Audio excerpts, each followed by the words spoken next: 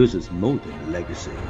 This is a source of inspiration, sharing the journey of discovery. PSN College of Engineering and Technology. கடந்த சில வாரங்களாகவே இந்திய அளவில் பார்த்தீங்கன்னா கோடை வெயில் பொதுமக்களை வாட்டி வதைத்து வந்ததுனே சொல்லலாம்.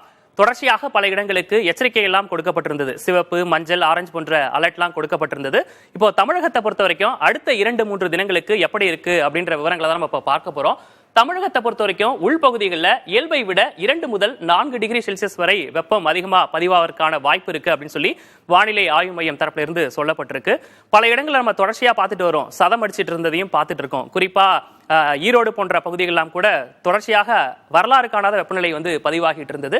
அடுத்ததா வட கடலோர மாவட்டங்கள்ல எப்படி இருக்கு அப்படின்ற விவரங்களையும் நம்ம பார்க்கிறோம். வட உள் தமிழக மாவட்டங்கள்ல இயல்பை விட 3 முதல் 5 டிகிரி செல்சியஸ் வரை வெப்பம் அதிகரிப்பதற்கான வாய்ப்புகள் இருக்கு அப்படின்னு சொல்லியிருக்காங்க. இது எத்தனை நாளைக்குன்னு பாத்தீங்கன்னா இன்னும் 2-3 தினங்களுக்கு தான்.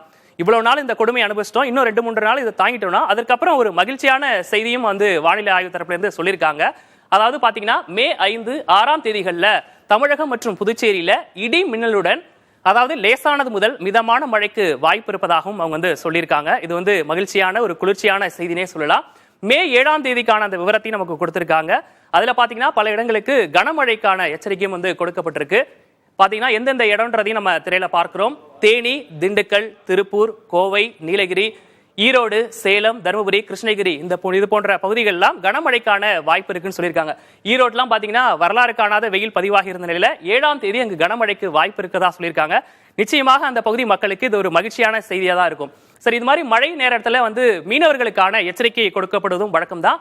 அதற்கான மீனவர்களுக்கான எச்சரிக்கையை நம்ம பார்க்கிறோம். அடுத்த 2 நாட்களுக்கு தெற்கு ஆந்திர கடலோர பகுதிகளில் சூறாவளி காற்று மணிக்கு 45 முதல் 55 கிலோமீட்டர் வேகத்துல காற்று வீசக்கூடும் அப்படின்னு சொல்லியிருக்காங்க. இடையிடையே அது அதிகரிப்பதற்கான வாய்ப்புகள் இருப்பதாகவும் வானிலை ஆய்வு மையம் தரப்புல சொல்லியிருக்காங்க. பாத்தீங்கன்னா 65 கிலோமீட்டர் வேகம் வரை வீசக்கூடும் என்பதால் மீனவர்கள் இந்த பகுதிகளுக்கு செல்ல வேண்டாம் அப்படின்னு சொல்லியிருக்காங்க. இவ்வளவு நாள் இந்த வெப்பநிலை அதிகமா இருந்துச்சு இல்லையா, அதெல்லாம் தாங்கிட்டு இருந்தோம். இன்னொரு 3 தினங்களுக்கு பிறகு இந்த மிக தீவிரமா இருந்துச்சு இல்லையா, அது படிப்படியா குறைவதற்கான வாய்ப்பு இருக்கு அப்படின்னு சொல்லி வானிலை ஆய்வு மையம் தரப்புல இருந்து தெரிவிச்சிருக்காங்க. இது நிச்சயமா எல்லாருக்குமே ஒரு மகிழ்ச்சியான செய்தி தான். This is more than legacy. This is a source of inspiration, sharing the journey of discovery. PSN College of Engineering and Technology.